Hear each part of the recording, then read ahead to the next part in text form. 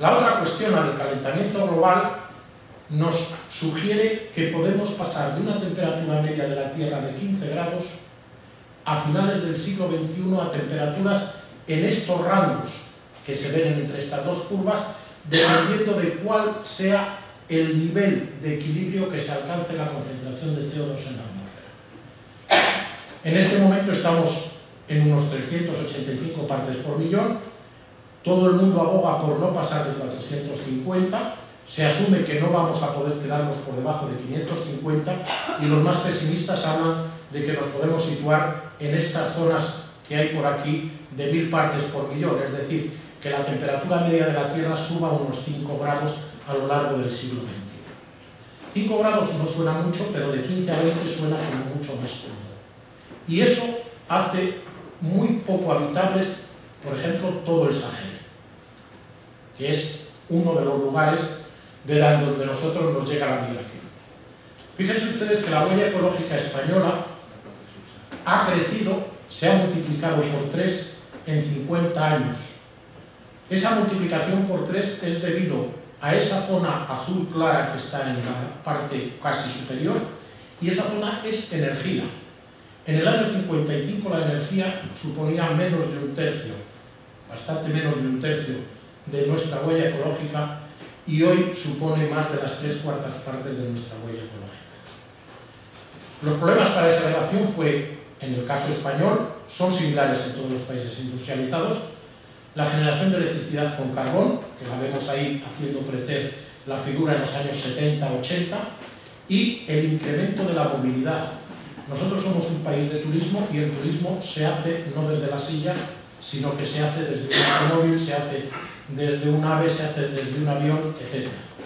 Y ese es un grave problema porque muchos países del mundo, para poder desarrollarse, solo tienen la opción del turismo y poco más. Esa huella es de 6 hectáreas por persona y año.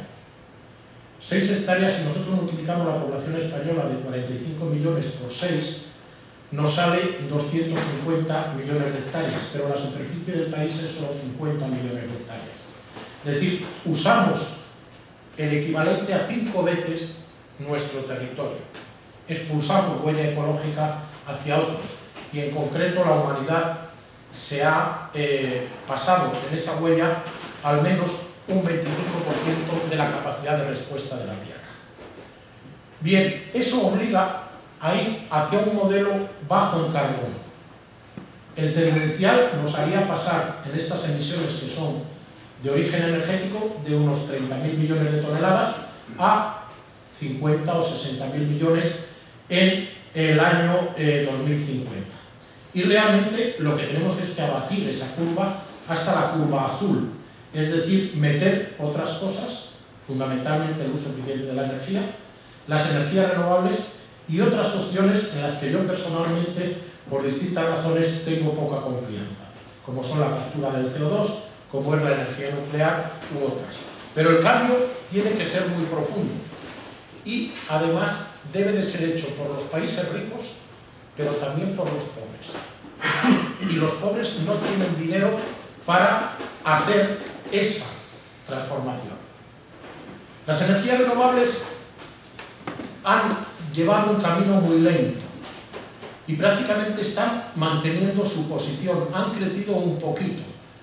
Son un 7,5% de la energía primaria del país, si lo medimos en consumo final directo equivalen casi al 10%, pero en cualquier caso es una cantidad muy pequeña, y lo que han hecho es cubrir en su mayor parte los crecimientos de la demanda energética. Fíjense que en el caso español nosotros tenemos casi un 50% de petróleo, una cuarta parte larga de gas natural, una parte ya pequeña de carbón, una parte importante de energía nuclear, y las energías renovables que están en la parte superior del gráfico son una cantidad muy pequeña, son ese 7,5% que les decía a ustedes como energía primaria, a pesar de que creemos que hemos avanzado mucho.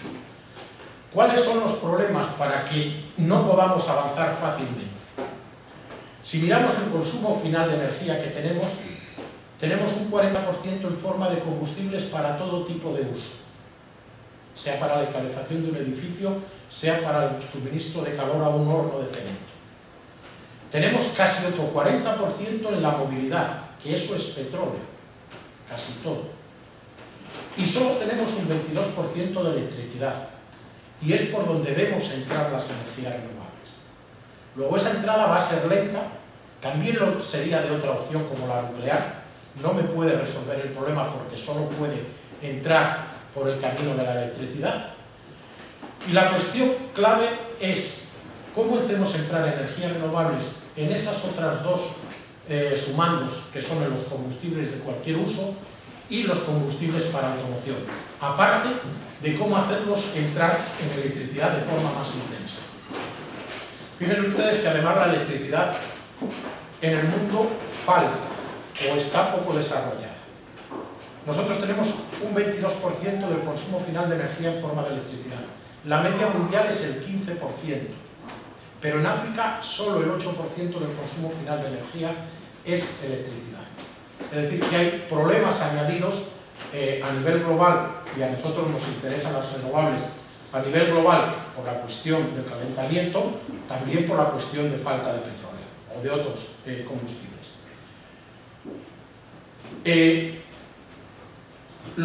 ¿Qué problemas hemos tenido? Pues hemos tenido muchas discusiones en todo este camino. Las energías se han defendido como, las renovables se han defendido como una cuestión ideológica, se han defendido como una cuestión a veces casi religiosa, pero al final lo que han sido es una oportunidad de negocio. Una oportunidad de negocio que no ha estado para nada planificada. Nosotros tenemos un problema muy fuerte adicional y es que hemos perdido el sentido de la planificación energética. Y además de perder el sentido de la planificación energética, no sabemos quiénes son los que controlan el mundo de la energía. En este momento, parte de ese control es foráneo, una empresa petrolera, Cepsa, francesa. Repsol está suficientemente endeudada para que en cualquier momento pueda pasar a ser, y es pequeña, copada por cualquier otra empresa grande. De hecho, el gran mercado de Repsol es subsidiario de lo que le demandan los compañeros de viaje de suministrar en Estados Unidos gas y petróleo. Endesa ya es una empresa italiana.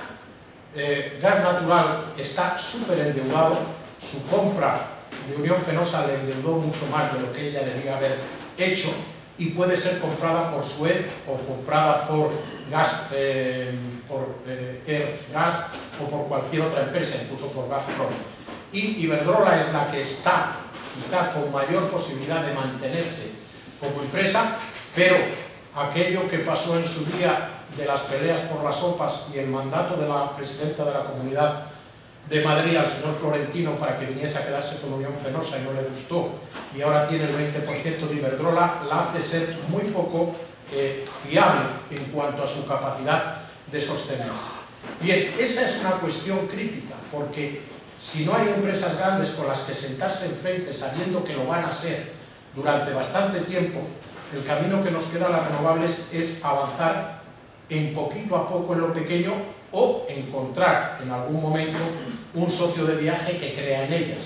En el caso europeo, pues cierta creencia la tienen los alemanes, no la tiene para nada Francia, en cierta parte la tiene Reino Unido y en poca medida la tiene Italia.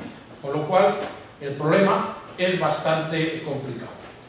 En cambio, tenemos propuestas que hemos asumido, como es de llegar a un 20% de la participación de las energías renovables en el consumo final directo, debería haberse dicho mejor en la energía primaria, que quedaría mucho más claro, y eso significa avanzar en algunas cosas. Por ejemplo, en energía solar para los edificios, en los agrocombustibles, y yo he puesto ahí un interrogante porque ya comentaremos que no es una solución nada fácil y bastante discutible, y evidentemente en llevar usos eléctricos que puedan ser cubiertos por renovables en el futuro. Básicamente el vehículo eléctrico. En ese sentido de que nuestro gran problema es el empleo y defender la industria, sea de aquí o nos haya llegado aquí, nosotros tenemos que apostar por el vehículo eléctrico para fijar industria automovilística.